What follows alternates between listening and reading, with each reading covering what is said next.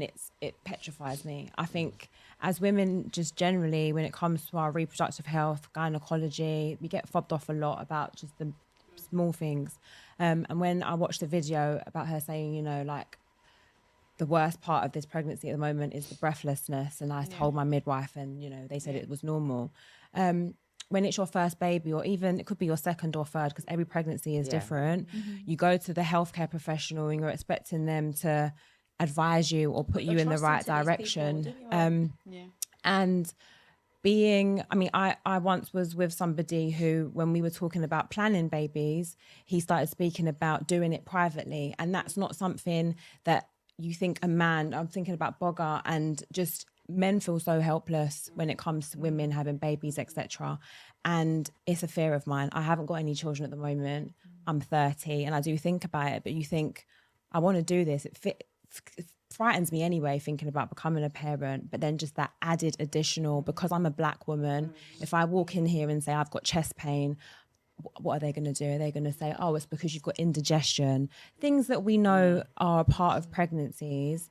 But I just think if they are aware of these, for example, the heart condition, and that woman comes to you and says, I've got shortness of breath, just as a healthcare professional, you'd expect them to go, given history, given ethnicity, given, let's just do what we should do just to rule out the worst case scenario before just fobbing it off. And that's the bit that petrifies me and made it so sad, that you just think, as a healthcare professional, you know what the implications can be if you ignore something, and then you ignore it, and then this is the devastation at the end of it. How can you do that? And it somebody just, else, do you know what I mean? And to see such a young, beautiful woman and an innocent baby, it's still so heartbreaking. So I'm just honestly, I'm just so grateful that you were able to come and talk and share, because that grief is just tremendous. I just want to say as well, what I do want to try and help and change is the fact that when Nicole was asked all her medical history, they don't go far back as the grandparents. And I'm like, the word history means your grandparents. So why would you not ask? You know, so, and at the inquest, we were told, well, they don't ask. But it's something that really annoyed me, because they, in terms of the inquest itself, there were failings. So I believe that the coroner should have asked Yorkshire Ambulance Service to make recommendations. But I was told that for her to do that, she'd have to do recommendations for the whole of the UK. So what did she not do it because she didn't want to do that, or she couldn't be bothered? That's me saying that as a mother. You know, well, if I do it for you, I'm gonna have to do it. Yeah. So, but there were failing. No CPR. Come on. It's one of the number one things we need when someone's in cardiac arrest, is that immediate bystander CPR. Within 3 minutes, you are brain dead if you do not start getting oxygen CPR. to your brain. You need oxygen to your brain. Without CPR, you'll be gone very quickly. And if, as tragic as this sounds, if Nicole was going to be lost, that CPR could have potentially still saved Rain. So they've let them down doubly. And everyone keeps forgetting Rain was, he was virtually... He was a baby. He was born and he was so cute. I mean, I will show you a picture, but off camera, because Bogger doesn't want anyone to see that. He'll release it when he's ready. But he's so cute. He really, really is. I just want to say as well. Oh, grab the mic, though. The reason why Jana died is because they said that after all this is because the womb was tilted.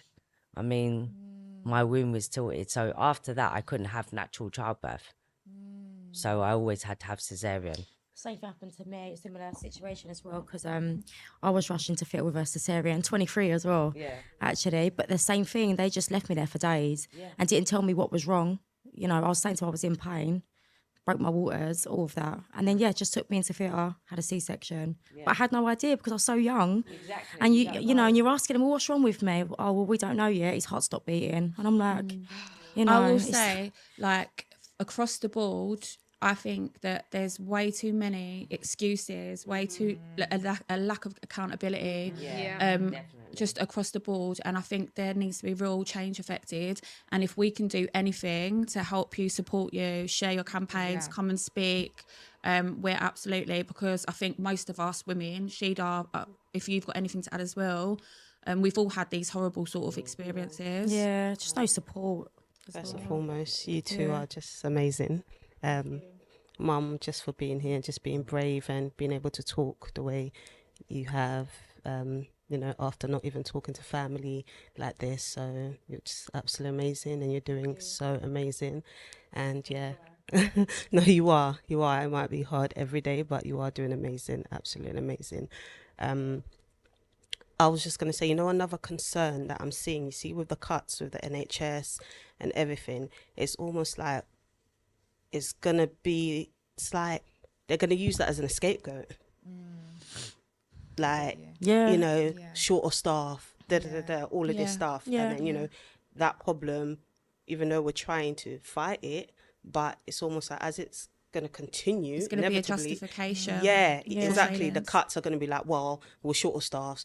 Oh, we were this. That's going to be like another reason for them to kind of cover up this whole, you know, I could say systematic racism as Which well. is, As a whole. Which it is, As a whole, you know, I've never experienced, I've got 4 children, and thank God, all natural births, nothing, you know, nothing was ever really wrong apart from my second birth, which was my son, the only boy. I bled so much, I bled through the bed. I didn't know how much I bled. I literally got up, I was going to the toilet after I've given birth and everything. I was going to the toilet. For some reason, I just looked back, and you know, like the beds are up and you can see directly underneath. They were just a puddle of blood. Oh, wow. Catastrophic. With blood on the floor is a catastrophic hemorrhage for us. I could not believe it, because it's gone through the mattress. Like, what? I was like, how the heck did that blood get there? And I was thinking, is it my blood? What the heck is going on? But it was like right in the middle of the bed. It's not at the corner where I've come off the bed and it's all, no, it's right. I was like, okay, I didn't say nothing. As I was walking to the toilet, I got a bit woozy. My ex, you know, the kid's father, at the time, he was just like, what's going on? Like, you okay? And I'm just like, no, I feel a bit, you know. But they were ready to send me home. Because I always like, from the first birth, I would just go home. I'll be all right. I'll just go home. They were ready to send me home. He was like, nope, no, she's not. She ain't going nowhere. And I also feel like, as pregnant women as a whole, that is the most vulnerable time. It's the closest time to death in a woman's life is when she gives birth. All right, we are so vulnerable. You're so close to death when you have a baby. Yeah, we are so vulnerable throughout our whole pregnancy, everything. So, like, just even an advice, a piece of advice for everyone that's pregnant or looking to be pregnant right now. Have somebody there that can speak take out someone for with you you. who's strong, who can, you know, midwife speak to them. appointment.